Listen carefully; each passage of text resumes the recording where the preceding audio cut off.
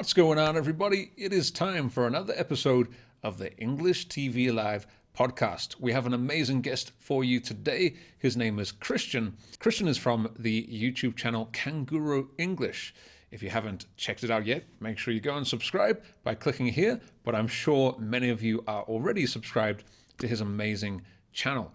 And we had an amazing discussion, in my opinion, today. We covered lots of different topics from his recent coronavirus diagnosis.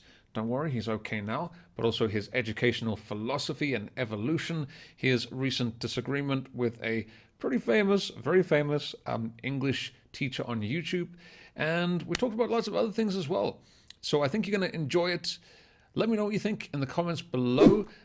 Maybe if you learn some new vocabulary or expressions, feel free to practice using those in the comments as well. One thing as well, I just noticed that in this recording, my voice and my video is slightly out of sync. So sorry about that. Christian's is okay though, but you should enjoy this discussion regardless. So enjoy, and I will talk to you again soon. Welcome back, everybody, to the English TV Live podcast. I'm very happy to be joined by this gentleman. You can see on my left side, right side. I'm not sure how it's going to come out in the recording, but one of the two. Christian Saunders from Canguro English. I'm sure many of you know of him very well. If you don't, well, I don't know where you've been in your English learning journey, but Christian, could you give us a little bit of an introduction for us, for those who have been living under a rock until now? Yeah, I think you think that I'm more well known than I probably am. Yeah, so basically, my name is Christian. I was born in Australia, but I haven't lived in Australia for 20 years. Now I live in Galicia in the north of Spain, and I have my own private English school, and I also make videos on YouTube, and you know, like everybody in 2020, I'm on all the social media platforms. Right, so we can find you. So that's Canguro. I want to ask you about the name, by the way, Canguro. So sounds like kangaroo. You've got a kangaroo in your logo. I'm guessing there's some connection there. How did you come to that name? Yeah, so basically, canguro is the Spanish word for kangaroo. Okay. And I chose it. Well, actually, my wife chose it because it has a double meaning in Spanish. So on one meaning is the animal, and the other meaning is a person who looks after other people, because it's like the metaphor of the kangaroo. You know, they put the baby in the front, like they in the pouch, carry you. The pouch, right? Yeah. Exactly, in the pouch, yeah. So that's why. I like it. So there's a bit of a double meaning there. I like that.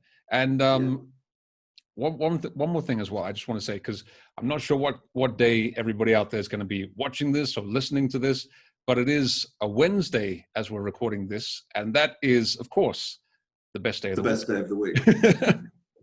So for those who haven't seen Christian's videos before, that is often how he starts his videos, right? That's how you start your videos. So the best day of the week. How did that come about? I don't know, actually. I think I've been on a continuing path of like upward positivity, like in the last 10 years of my life. Without trying to without trying to sound like a cliche. I think every day I just get more and more grateful for all the things that I have. So, any day you're alive is a great day, right? Yeah, and not to get too morbid, but that's especially true in your case. I'm sure everybody will be happy to see you or hear you sounding healthy. For those who don't know, Christian recently was contracted with COVID-19, coronavirus, but you can go onto Christian's channel to go and check out the full story. Very moving video that you put out there. So how are you doing? Are you healthy? You're in tip-top shape now?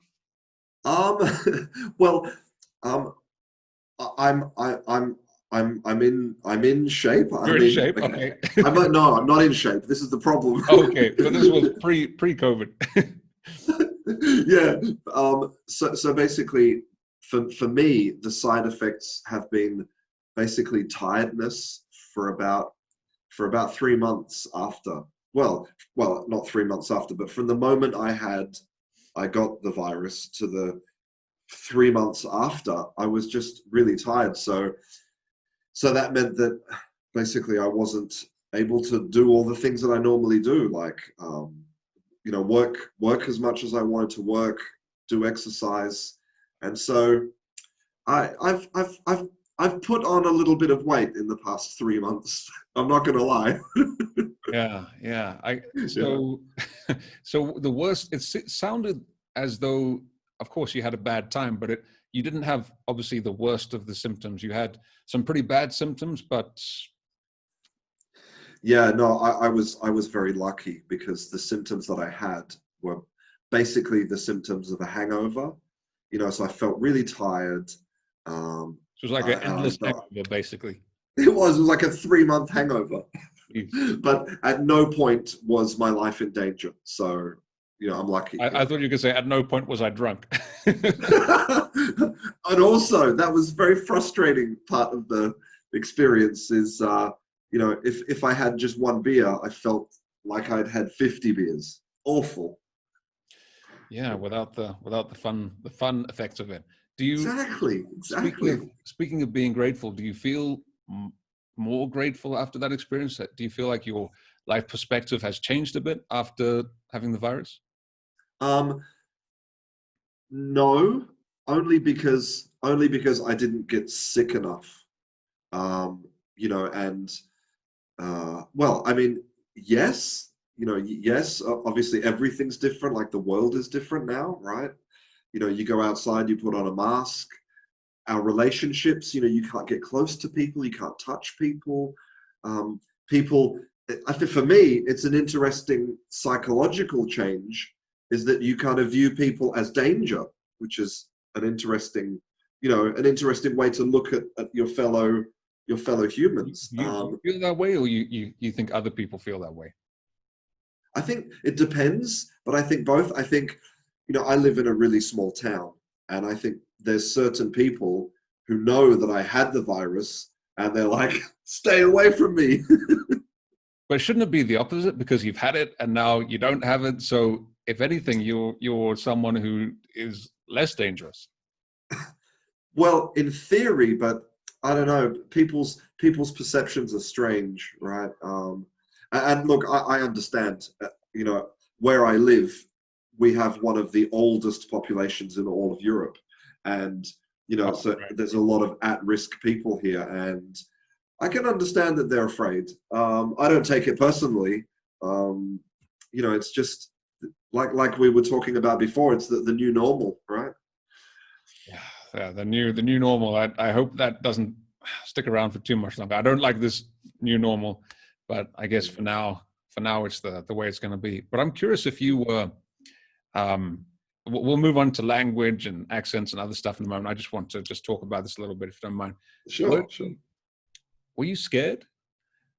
Because when you see what's happening to other people, they have these symptoms and then it develops. Maybe it starts off with a kind of a cold, and then it moves into the chest, and then you're thinking, "Oh dear." Um, I don't know if you had those symptoms specifically in the chest, but obviously that's when it gets into the danger zone. And were you worried, like, "Oh, what if it's going to get worse? What's going to happen tomorrow when I wake up?" Yeah, there was, after, because at the beginning, because I didn't have any of the typical symptoms, like I didn't have a cough, I never had a cough, I never had any problems breathing. I was just felt really tired, really bad headaches, and so I thought that I just had the flu. I didn't think that I had coronavirus. But then when I tested positive, from that moment on, I thought, well, maybe this is just the beginning, and maybe tonight or tomorrow or the day after, I will be in hospital. And because I have like allergic asthma, so at certain times of year, I suffer with breathing problems. And so yeah, there were a couple of nights where I thought, shit, Yeah, but in the end, nothing happened. it's partly a psychological thing as well, I'm sure. Definitely, definitely, and I think as well, because I'm not young, and you Hey, know, nom, nom, nom. I'm not 18. Like, probably if I was 18, it wouldn't even cross my mind. But when you cross 40, it's like a little psychological change. Right, a bit of a threshold there. And then Yeah. when you got the virus test positive, you were locked in a dungeon, basically, from what I remember. I remember you were making your video when you were talking about having the virus. You were in a dungeon. I didn't see the shackles, but I wasn't. Yeah, yes. So I live in a really old house. It was built in, I think, 1792 or something. And yeah, so the parts of the house are basically they look like a medieval dungeon. Oh, okay. Um, It's in your. I didn't realize it was in your house. I thought for some reason the Spanish government had found these old castles or something. Like put all the COVID questions down there. that's a perfectly reasonable thing to think. I But didn't know no, you it's were just in a it's dungeon just in your down house. in the You learn you learn things all the time. yeah, so it's just in my house, but that particular part of the house, it's got these really old wooden doors and stone, and yeah, it looks like a dungeon. It's Yeah, true. quite an interesting background for videos there. All right. Well, happy to hear you're doing well. And Thank you, sir. yeah, And uh, and have you do you know anyone who's had the virus? Do you think that maybe you've had it? it's difficult to know. It's such a strange thing all round Mm. because with the symptoms, I mean, it could be a whole host of other things. I mean, coughs, sniffles, headaches, whatever. I mean, these could be a whole multitude of different diseases, which we get all the time anyway, right? Here in Yeah, South Africa now, for example, is the beginning of winter. And yeah, I mean, from time to time, it's natural to get a bit of a cold. And now, if you get a cold, which you normally would anyway, you're going to be panicking and like, oh, do I have the virus? Um, but and do I know anyone? I know you. I know of people. I know friends of friends who have had it. Actually, okay. one of our members in our community actually took a test the other day, and she found out that she had it before. One of those tests that you take Oh, after the event. yeah, And, yeah, the antibody test, right? yeah, so she found out that she had it several Wow. months ago. So she's from Austria, and she was traveling in Zanzibar at the time. I think there was a group of Italians there with her who she must have caught it from, and she just remembered being very sick on the trip. But at that time, COVID wasn't such a big issue. What was probably, I mean, it's natural to get sick when you go on holiday, right? It happens a lot. Yeah, yeah, So she found out that she had it, but she's pretty happy because now she's like, oh, now I don't have to worry about it anymore. But I mean, we don't know yeah, if there's an immunity, but hopefully there yeah. is. We hope so, right? Because that would mean that there's potentially a lot of people in the population who are immune, which would be great to help, to help the virus disappear. So, Exactly, yeah. exactly.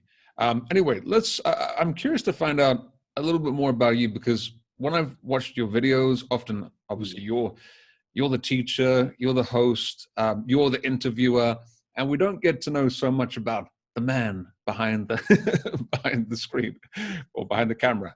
So, I, uh, as you said, you're from down under, as we can say, right? Yeah, From Australia.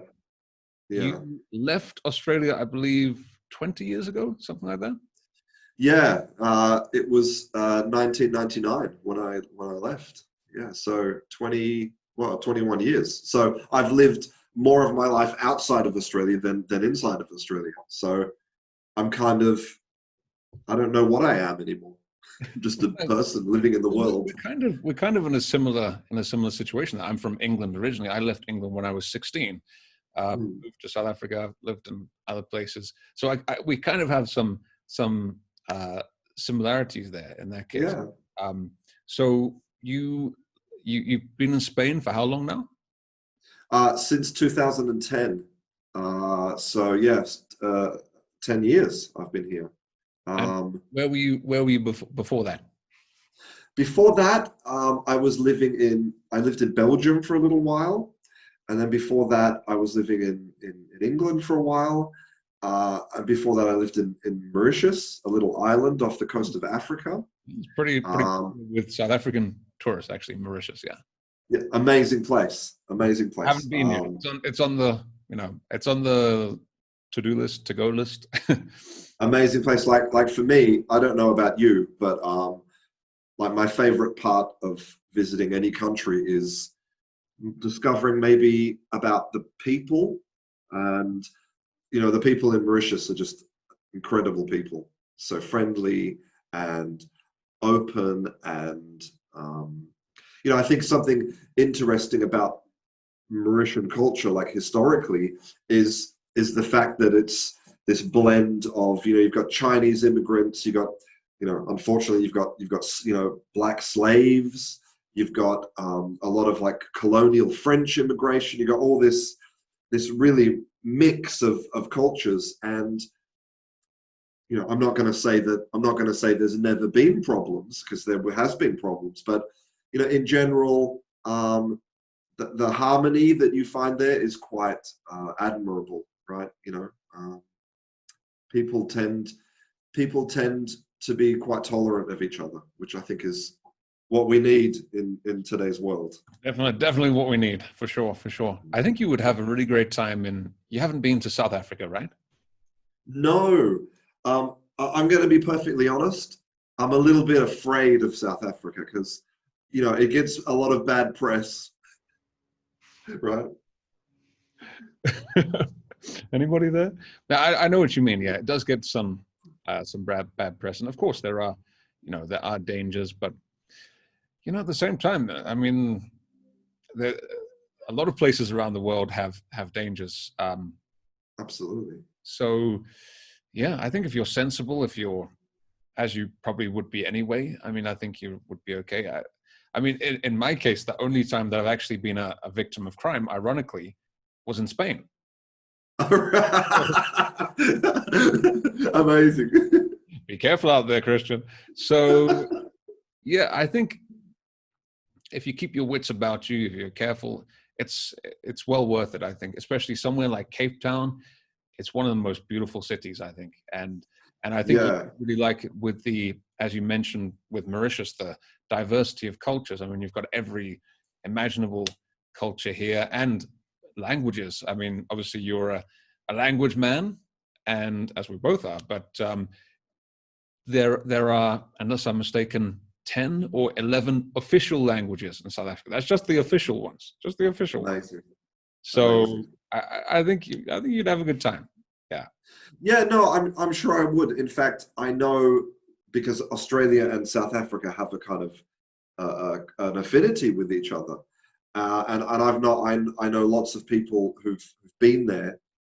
In fact, my mum's neighbours in Australia, in Perth, in Australia, they lived there for many years, and that they say that it's just the most beautiful place. Like Cape Town, Table Mountain, the coast is just spectacular. Incredible. Yeah. So yeah. Yeah, it's got everything. So I recommend it. Add it to your list, and yeah. It's on the list. It's on the list. Okay. So one other thing I wanted to, so you were in Spain. Sorry, you were in Spain, but before that you were all around, and you basically, unless I'm mistaken, started your teaching career in Spain. Is that correct? Yeah. So basically, I was quite surprised about that, because I imagined that you had been teaching for even longer than you have. Yeah. No. So basically, I don't have any type of formal education. I bombed out of high school. So in Australia, the system is that high school is compulsory until you are 16. Same and then yeah, exactly. And then if you want to continue, you can do these 2 extra years of high school, and those 2 years decide if you can go to university. right? They're like, give you like a score, and based on that score, you could study medicine or you could study, anything, right? Yeah, yeah. and and my final score in the university exam was so bad that I couldn't even go to community college and study art. They were like, "This guy's retarded." Just That's crazy. I think a lot of people, including myself, would be surprised by that. yeah.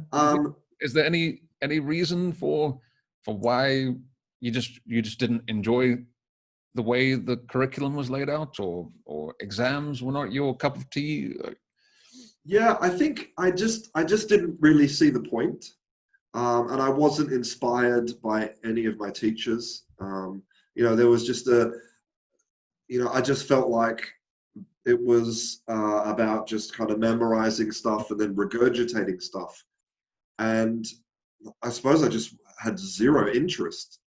I had no idea of what I wanted to do with my life either. Like I didn't think, I really need to study hard because I want to be, I suppose I was just maybe lost. So I didn't, I went to class, but I never studied. There wasn't anything that I cared about to be interested in. So I did, so what that meant was all of my previous career was based on jobs that didn't need any kind of education. So I worked as a graphic designer for a long time because, that's the kind of work you can get based on, like a portfolio. You don't need a degree or anything. I worked as a builder, a bicycle courier. I did all sorts of weird and wonderful jobs. And then when I came here, the only reason I started teaching was because one of our neighbors came knocking on my caravan at like 11 o'clock at night and said, because he worked on boats as an engineer, and if you want to work on in an international crew on a boat, you need to have like an English language certificate. So he had to pass this exam, and he wanted me to help him because I was a native speaker, a magical native speaker. Magical. Magical. And at that moment, like some of the exam questions, I couldn't answer them. I didn't know what the difference between a verb and an adjective, and I didn't know about phrasal verbs and prepositions. All of this was not in my vocabulary. I knew nothing about language, but I discovered that I loved it.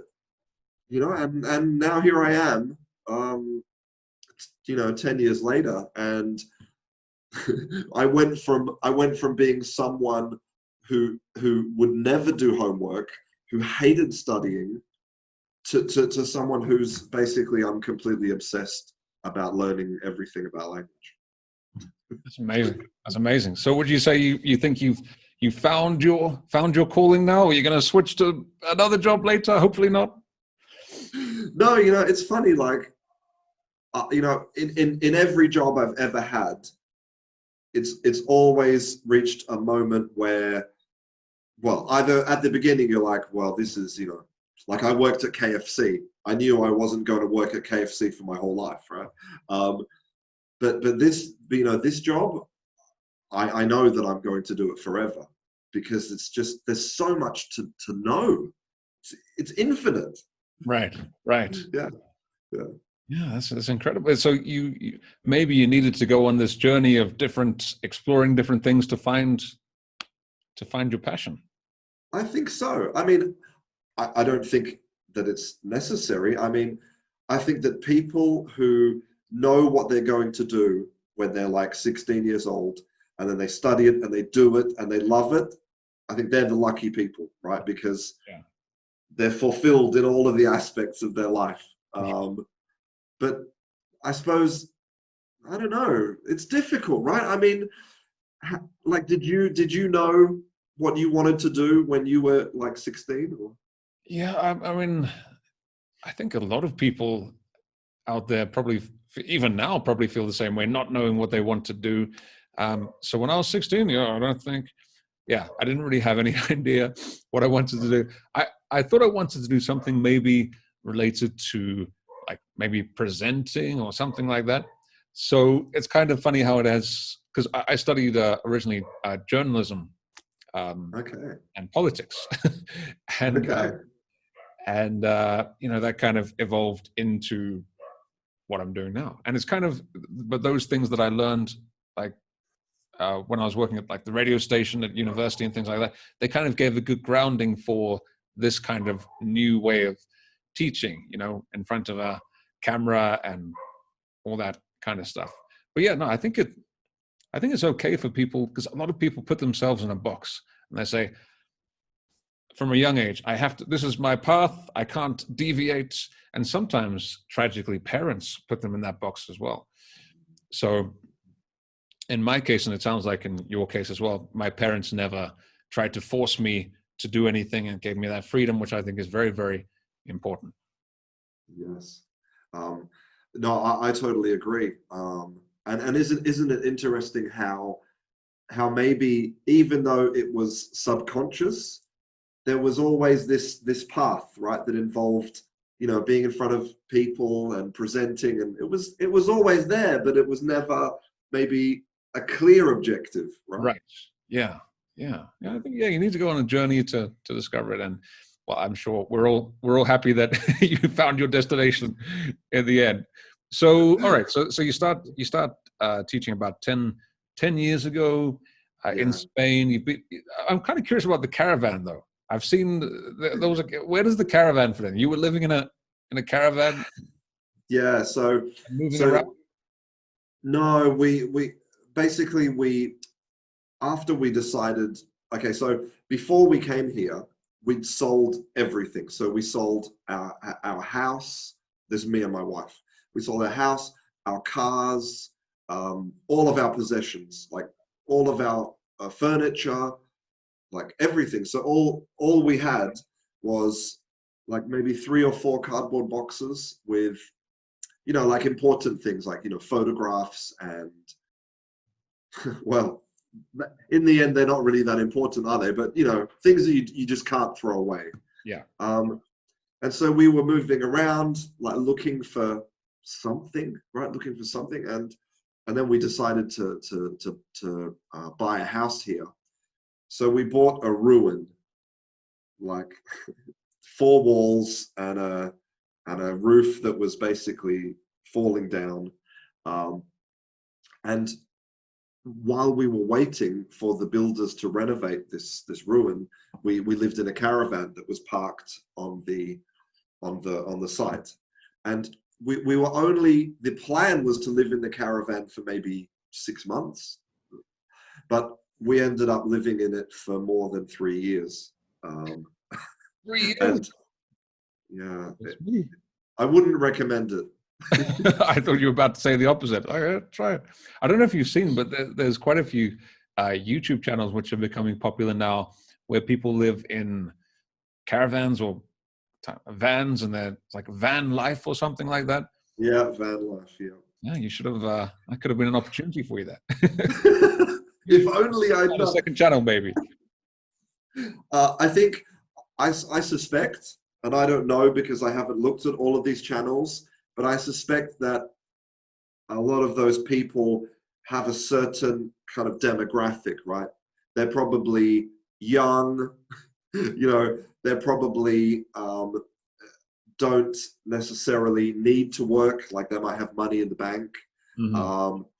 So it's that is more like perhaps a little adventure in your life. Mm-hmm. I doubt whether the majority of people could live in, like, do the van life long term. Long term, right? Yeah. I doubt. A short term option. Yeah. Okay, Yeah. so you've left the caravan. You've finally found a physical house, Yeah. and you are now. We can fast forward, I guess, to modern day. You're inside your own. You have your own school, right? Yeah. So this is the school I'm in now. This used to be a classroom where we did individual classes. Now it's a room where I like spend a lot of time writing scripts and reading because our school's closed at the moment for various reasons. The main reason is because of the coronavirus, of course. Everyone's scared of you, right? Oh, no, I don't want to go to that teacher. He's got cooties. Exactly. Like my son, who's 6 years old, he's been off school since March. So and he won't go back until the end of September. So 6 months with no school, like it's difficult. It's difficult for everybody, right? It's difficult for you. He's missing out on education. Has he been doing online classes? Is that even possible with a 6-year-old? No. I think, I think anybody who works with children, realizes that the possibility of moving online education, is just basically impossible because, kids that are 3, 4, 5, 6.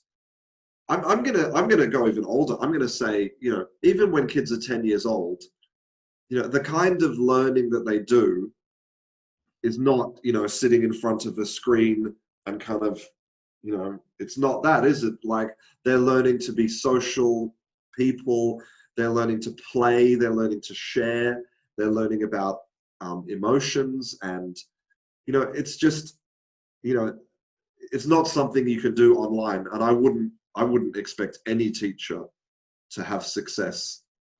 I mean, a 5-year-old can't, they won't sit still for 10 minutes. Just close the computer screen. Yeah, it's impossible. And what I'm scared of is the possibility of a second wave of coronavirus. And that could mean that maybe in September the kids can't go back to school, and that would be, I think, a disaster for a lot of children's development, actually.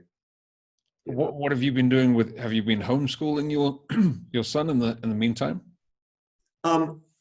We've been doing some activities.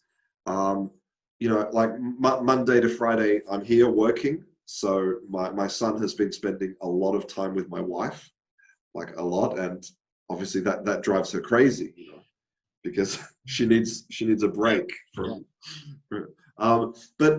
But yeah, I mean, like for me, and maybe this is a controversial point of view, but I think when children are that age, they don't need to be, inside books learning stuff. I would prefer for him to spend the day building Lego, out in the mud, digging out worms, and like having experiences more than kind of explicit knowledge. This is how I feel. Right. So you have more, okay, that's your kind of philosophy, more real kind of real world kind of learning rather than strict. Yeah, I mean, he's got his whole life to learn about, the details. Right. And especially now, and I think a lot of educators have been talking about this. It's difficult for these kids because, they can't see their friends. It depends where you are in the world, but, they can't see their friends, and their routine is disrupted, and maybe their parents are trying to balance like working and looking after the kids, and suddenly they have to also be teachers. And so it's really difficult for everybody. And I think if your kid is happy right now, that's a win. That's enough, I think, right now. Right. Yeah, no, makes total sense. I mean, yeah, just got to try and make the best out of a bad situation, right? Yeah, exactly. So I'm curious, by the way. So at your school, do you teach? Is it for kids or for adults or both? Yeah, so it's a private school, so that means that it's not related at all to the Spanish public education system. So the bread and butter, like the most of our students would be groups of children. So they could be anywhere from like babies well, well, not babies. Let's say from one or two, right? Right. From that Nappy. age until yeah. So like yeah, exactly. Because yeah, so like groups of children, and they would come to us after school because in Spain there's a culture of doing extracurricular after school activities. So they would finish school, they would come here, we would give them an hour of class, and then so in the mornings we would teach adults, and also in the evenings we teach adults, and they're just private one-on-one classes. Do you have a team of teachers, or are you teaching yourself, or you like? Yeah, we did at one. Teachers. Yeah, no, I was teaching. At one point, I was the only teacher. It was just me, and but then at one point there was 4 people working here. But I think in my heart, I knew that well, to be honest, having a small business in Spain is very difficult, and because this school is in a very tiny town, there's a limit to how much money we can charge for a class per hour. If we were in Madrid, maybe we could charge triple or quadruple the money, but here we couldn't. So in order to be a business that makes money to survive, I was teaching 8 hours a day. So, when you're doing 8 hours, 8 continuous teaching hours every day, it's exhausting. And I knew that I wouldn't be able to do it for 20 years because I got burnt out. Right. Yeah, no, I can totally relate to that. Is that why you then decided to transition to your YouTube videos and teaching online, and I mean teaching through videos, things like that? Is that one of the reasons? Well, I actually started my YouTube channel because when I was looking for information about, like, when I needed help with the class or with teaching something, I would watch the videos, and I remember thinking, well, a lot of these videos, like, I know that that's wrong. Like, I know that that's, and so that kind of made me a little bit, that irritated me. And so when I first started, and if you look at my first videos, they were basically they were, what I would do is I'd take apart from a grammar book, like maybe let's talk about articles. So take that section from the grammar book, and I would go into incredible detail about all of the aspects of which is correct, which is not correct. And I made these like 20-minute videos with lots of technical details, and I wanted to be like the most correct, perfect kind of teacher. That was my initial mentality. But now I think you'll find that my content is very different. So yeah, I'm curious about that then. So with your educational philosophy and the evolution of your philosophy. So it sounds like you started in quite a specific way, quite a technical way. And how would you say that you have changed over the years? Yeah, I think I slowly realized that that I think I slowly realized that when you're in a class and you're with another human, the idea that somehow that other person is going to remember and be able to use all of these details, I just realized that it was completely pointless. And also I realized that if you give classes like that, if you're a teacher and people come to class and you're just giving them basically rules, that they're not going to come to your classes for very long because it's just too boring. It's just too boring. So I realized that it's much better for a student to it's much better for a student to just be communicating rather than to be perfect.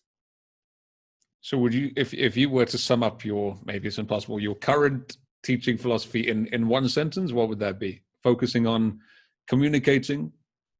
Yeah, yeah. I think in maybe in 3 words, it would be communication, not perfection.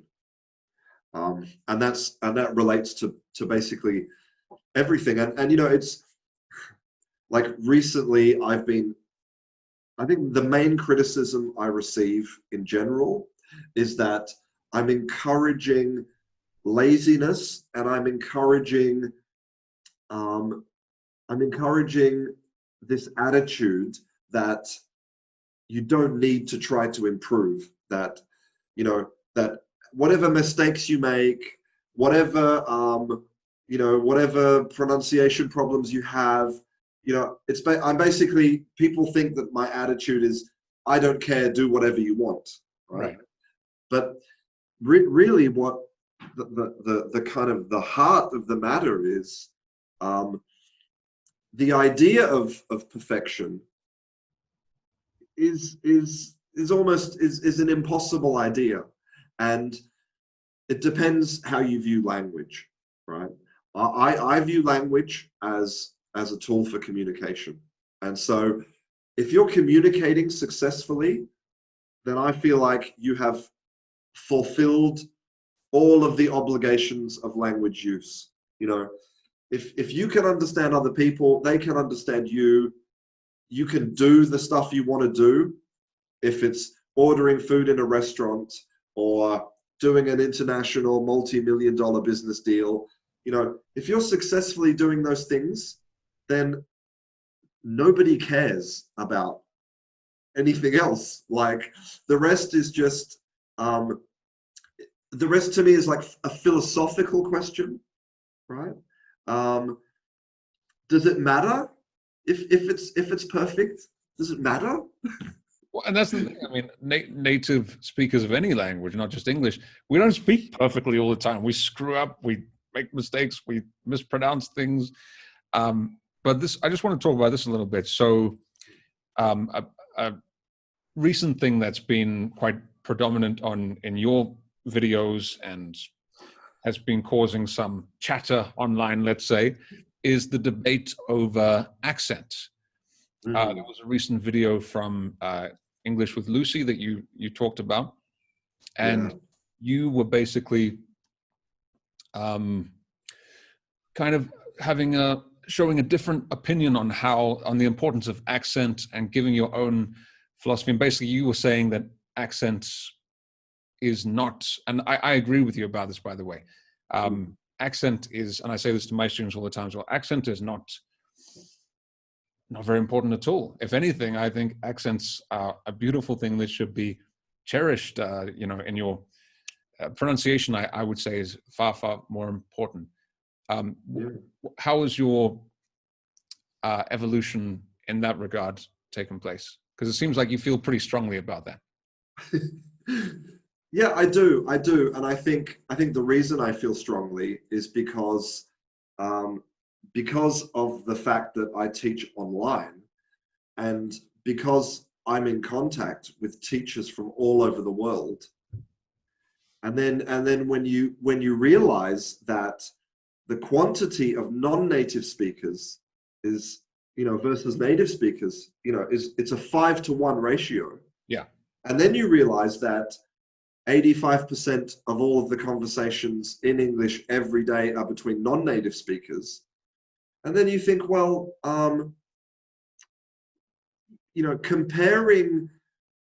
trying to get students to talk, in a way that maybe only a few thousand people in the whole English-speaking world talk like that. It's just, when the more you learn, the more you realize that it's just a really old-fashioned way of thinking. Kind of logical, right? Yeah, and illogical. And I did this amazing interview with this woman called Heather Hansen a few days ago. Yeah, I was watching it. I was watching it last night. Yeah. Fantastic. Yeah, I mean, she's so clear in her ideas, and she's right. I mean,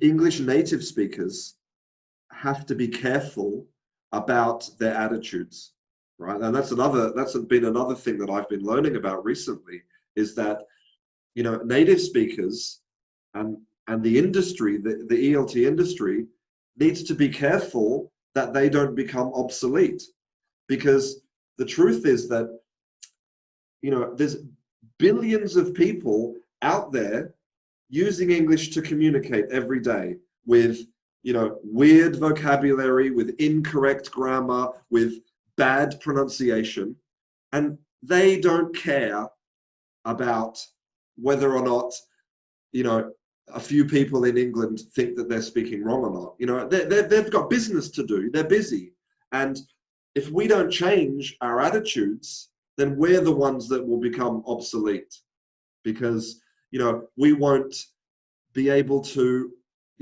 Ironically, the native speakers will be the ones that will be unable to communicate because we're not adapting. Exactly. One thing that came to mind as well with both of us is something that we have in common, both of us, I would say, is maybe even more in my case, we have both of quite a neutral accent. Yeah. Because of we both lived around the world, and when I go to England, for example, which is my home country, people ask, where are you from? And I'm from here. And same here, because I've got a bit of a South African twang, right? People are like, well, where are you from? So that reinforces, I would say, the unimportance of accent, at least. I mean, look at the work that both of us are doing, and we're doing all right without having specific set accents. Of course. No, of course. I mean, as well, I think it's important to realize that the concept of neutral is really perspective as well. Like, I mean, someone from the Scottish Highlands, when they're talking to their mates, their accent is neutral. They all understand each other. But you take that person from Scotland and put them in New York, suddenly their accent doesn't seem so neutral.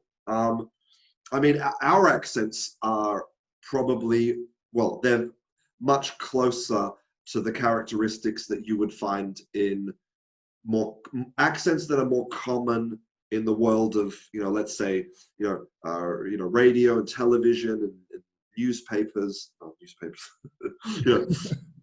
the media that we can. What did you say?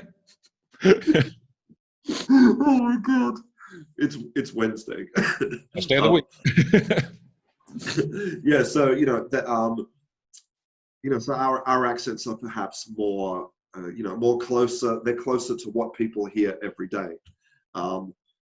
We just always have to remember that really, like, if you're teaching someone pronunciation,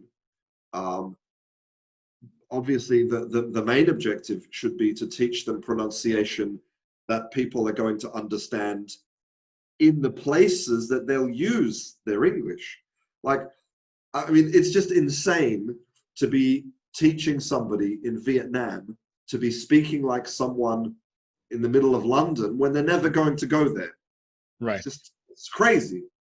It would be kind of strange as well if they're walking around Vietnam with like a Cockney accent. What was it about? All right, Governor. All right, Governor. What are you talking about? What was it about Lucy's video, though, that really kind of, I don't know, stirred something in you? I think, and Lucy and I have had a great chat about this whole situation. We talked for 2 hours on the phone, and I think, Lucy is just an example, a massive example, because she has 4 million subscribers. Her videos get millions of views. She's at the top of the hierarchy of online YouTube teachers, no doubt.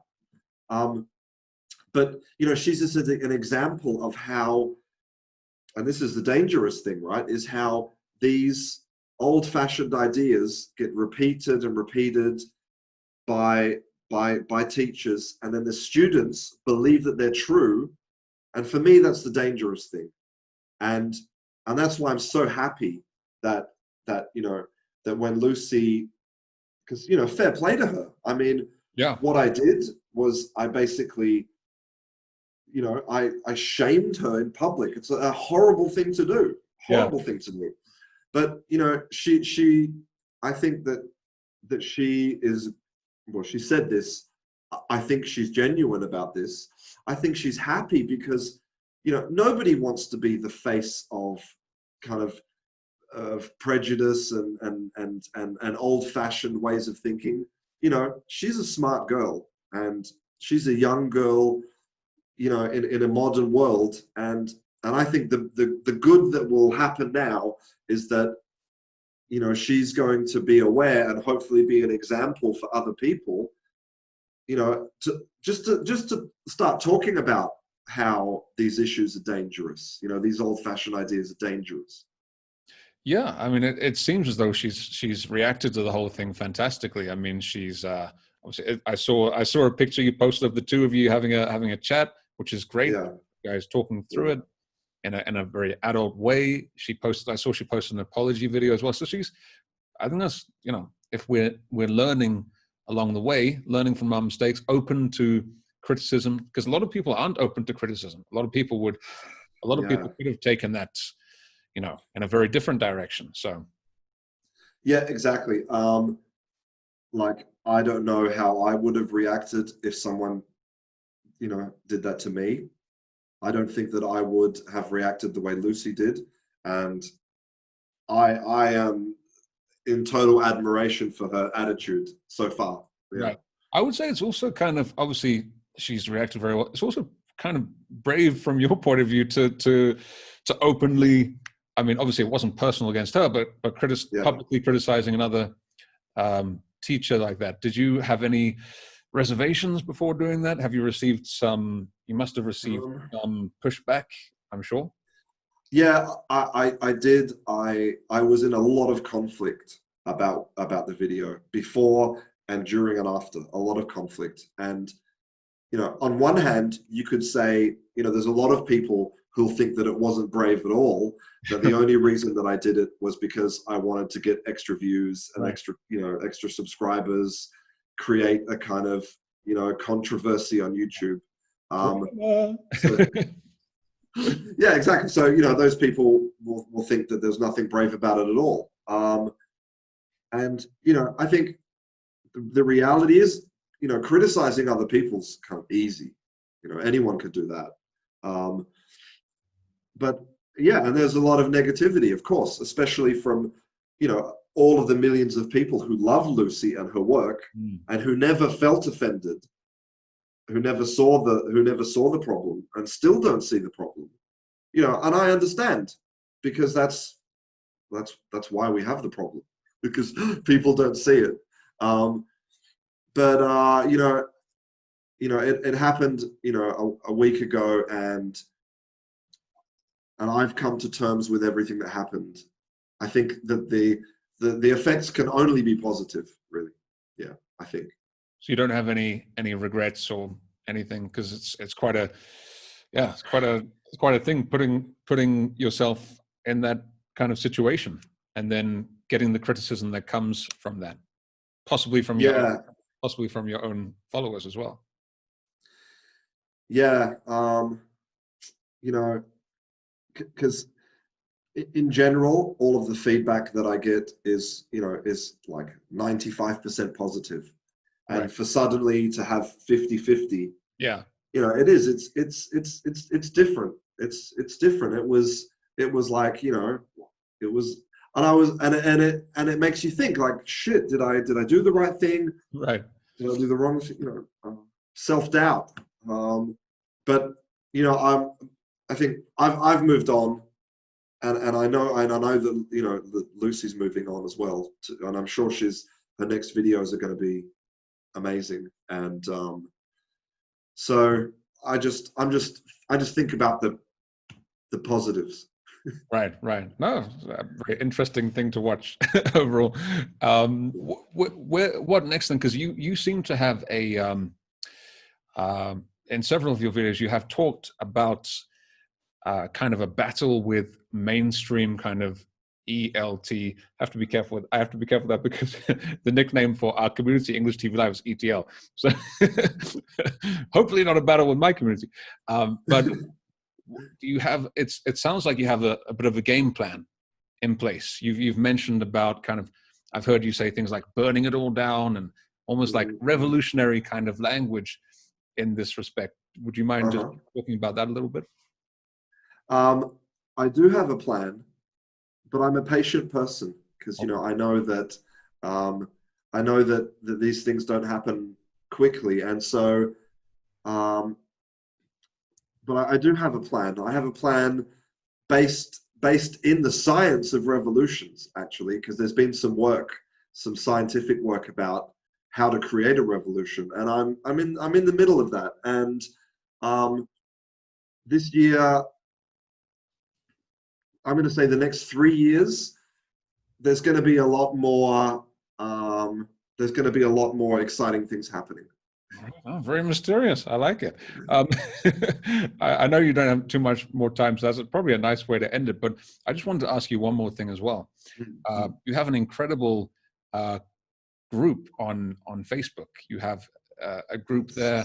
It's one of the most amazing communities, of course, English TV Live, so wonderful community as well. But it's just such a fantastic, vibrant community that you've got there. People out there, you can join the group for free. It's Canguro English Official, unless I'm mistaken, is the name of the Yes. group. And it's just such an incredible place. People all over the world. One of the most engaged groups I think I've ever seen. How Huh.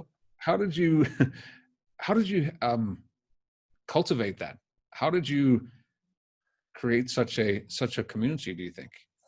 Um, so I think that the main thing is that the group has an amazing moderator called Pasquale, who's an Italian guy from Napoli, and he is basically just he's in there every day, approving posts, motivating people, encouraging people, and I think that like a loving and caring environment breeds loving and caring attitudes, and people who are like toxic people and negative people, they don't feel comfortable in that environment, so they're not, it's not part of our group. Um, but I think the main thing is that we're just really strict about what type of content is allowed. So you're not allowed to share grammar quizzes. You're not allowed to share stuff from other websites or YouTube videos. And it's not because, I don't want to promote other people. It's because the number one rule in the group is only original content. So people go there, they talk about their lives, they talk about what they're interested in. That is a million times more meaningful than somebody just sharing a grammar quiz. And so I think being really strict about that means that it just feels different, when you're in the group. Yeah, I love it.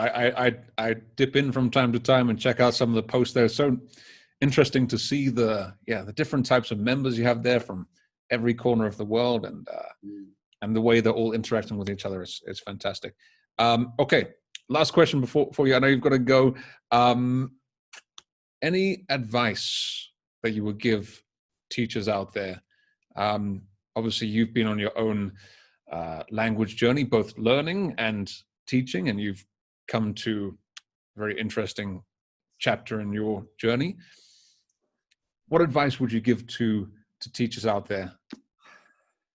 Um, a lot of people ask me, and I always say the same thing, is that you just have to hold on to your passion, because, and I know that seems maybe like a kind of like hippie thing to say, but really passion drives everything, because passion will drive you to learn more about the science of what you're doing in the classroom. Passion will help you to connect with the students in a meaningful way. Passion will mean that the kinds that you care about what you're teaching them in the classroom. It's not just like, okay, let's open the book to page 52. Passionate people don't do that. So passion drives everything. So I think if you don't have passion, then go and find it. Maybe you've been teaching for 20 years and you're tired, and the administration is grinding you down. Go and try and find it again. And that could mean changing the way you teach. It could mean teaching in a different place, whatever. And this, and again, a lot of people will disagree with me and they'll think that what I'm going to say is horrible. But if you don't have the passion and you don't think that you'll ever have the passion, go and do something else, because it's too important. We don't need robots in the classroom in front of children, bringing up the next generation and not caring. We need teachers with passion. So if you do me a favor, if you don't care about your students, go and do something else. No, I like that. I like that. And that's a wonderful way to finish. Christian, thank you so much for your time. Thanks, and I hope it is the best day of the week in your case. It is so far. It's awesome. Thank you, sir. All right. Thank you, Christian. And thank you, everybody, for watching. And yeah, bye-bye. Bye. Bye.